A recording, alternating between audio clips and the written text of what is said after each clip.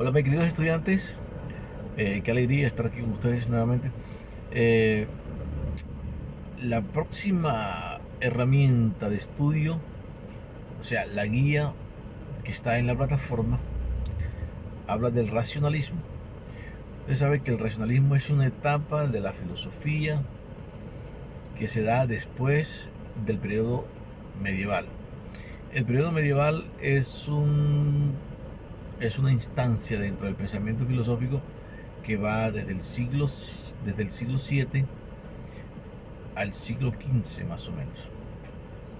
Algunos filósofos lo ponen del siglo V al siglo XV. Y eso da más o menos 10 siglos en el desarrollo del pensamiento medieval.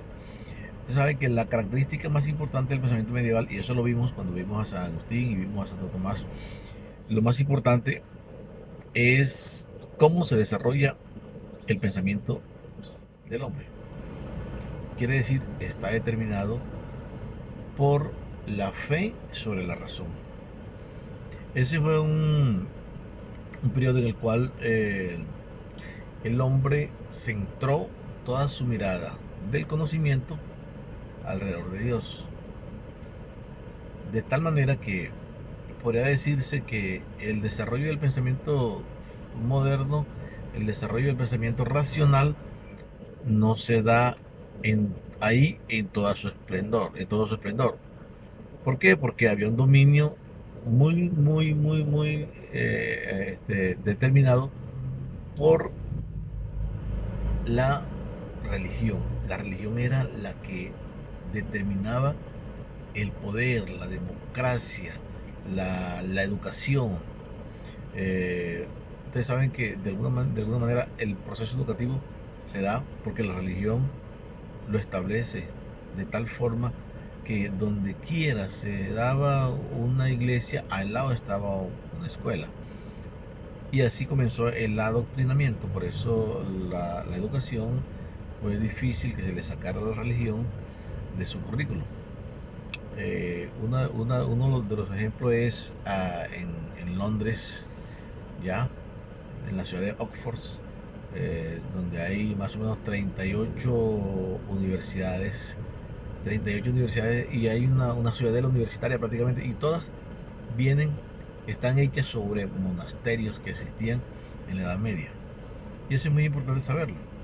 Entonces, de alguna manera, pues ese periodo de 10 siglos ahí dominó fue la iglesia, pero hubo dos periodos. El periodo de la patrística, donde se establecía la historia de los grandes patriarcas de la iglesia, y la escolástica, que fue ya el periodo de Santo Tomás, donde se crearon las escuelas. Ahí penetró de alguna forma el pensamiento racional. Entonces el pensamiento racional comienza ahí, pero se da de manera definitiva con Descartes, que es lo que vamos a ver. Porque surgen los protestantes, surgen las guerras religiosas para oponerse a todo lo que la iglesia establecía. Y ahí surge Calvino, surge Martín Lutero, el que pega las 95 tesis en las paredes de la iglesia de Wittenberg, para dar a entender que se estaban violando, estaban aprovechándose de la fe para enriquecerse todo ese mundo medieval. Entonces aquí surge la filosofía moderna. Descartes es un filósofo que es además matemático, y ahí surge el pensamiento racional. Descartes descubre la subjetividad porque él comienza desarrollando un proyecto llamado la duda metódica, y él dice hay que dudar de todo, porque en la filosofía eh, medieval no se podía dudar de nada, porque todo existía bajo un dogma. De ahí viene la palabra dogma, son verdades sin discusión. Cuando Descartes ve eso, dice no, no es posible, hay que dudar de todo, y él comienza a hacer las investigaciones y comienza a establecer que no hay verdades absolutas, y comienza a determinar que debe haber algunas evidencias, debe haber un proceso para conocer la realidad. y entonces comienza a determinar que los sentidos nos engañan. De esa forma Descartes descubre que el pensamiento, el desarrollo del pensamiento determina la existencia. ¿De acuerdo? O sea, si algo existe es porque los seres humanos determinamos su existencia.